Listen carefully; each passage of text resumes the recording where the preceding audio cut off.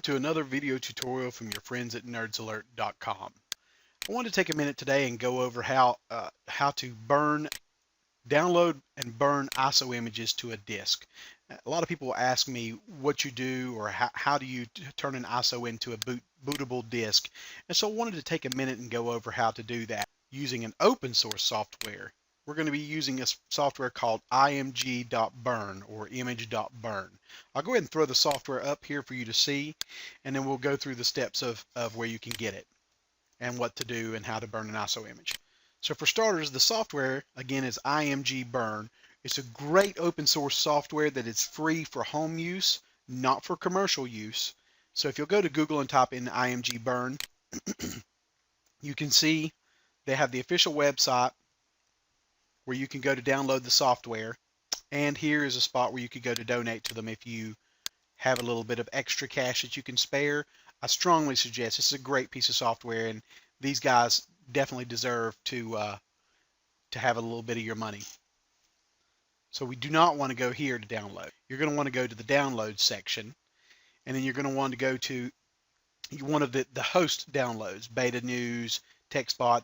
I'm a big fan of Major Geeks, so I always download. If I see Major Geeks or Two Cows or any of those, I will tend to go to those websites to download. As you can see, it's downloading a .exe, so when Internet Explorer is stopping and telling you, hey, this could potentially harm your computer. As a general rule, I'll go ahead and save that somewhere and then install it separately instead of just hitting run.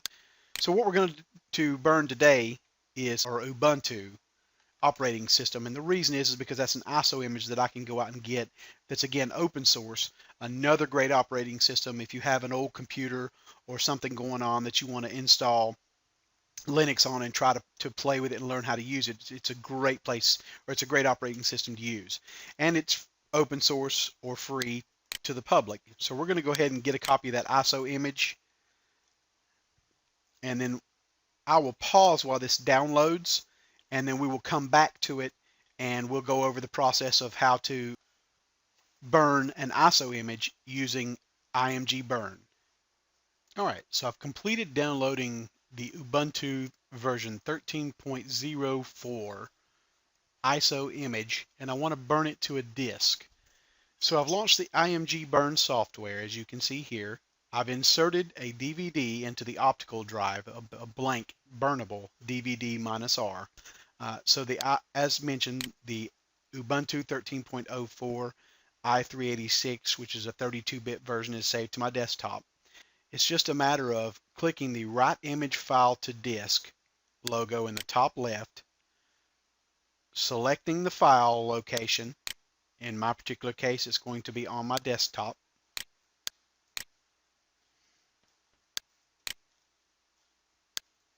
There's the Ubuntu ISO image.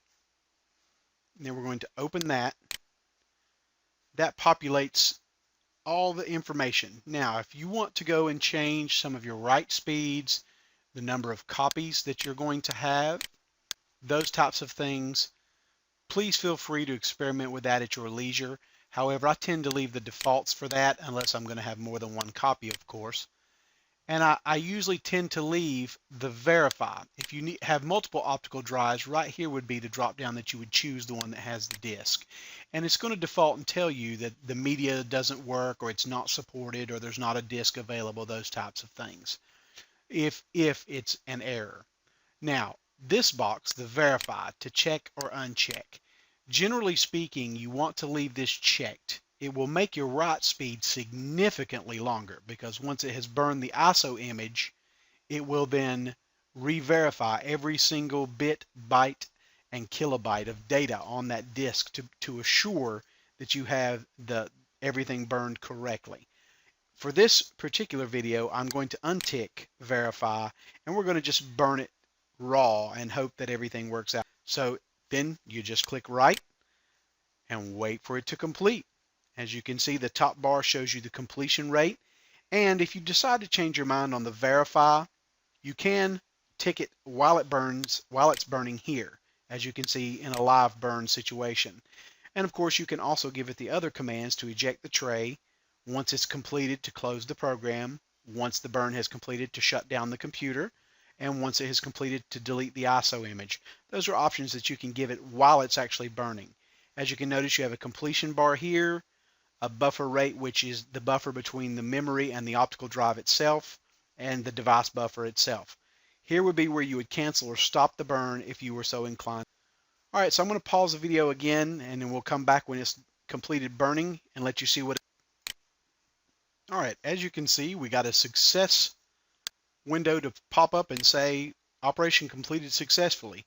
That's pretty much it. The autoplay has already picked up the disk from my optical drive and is telling me that Ubuntu is on it and asking me what I want to do with it. So of course I'm going to close that out, and you're done. You just hit OK, close out of the software, unless you're wanting to reburn another copy. I hope this video tutorial has been helpful.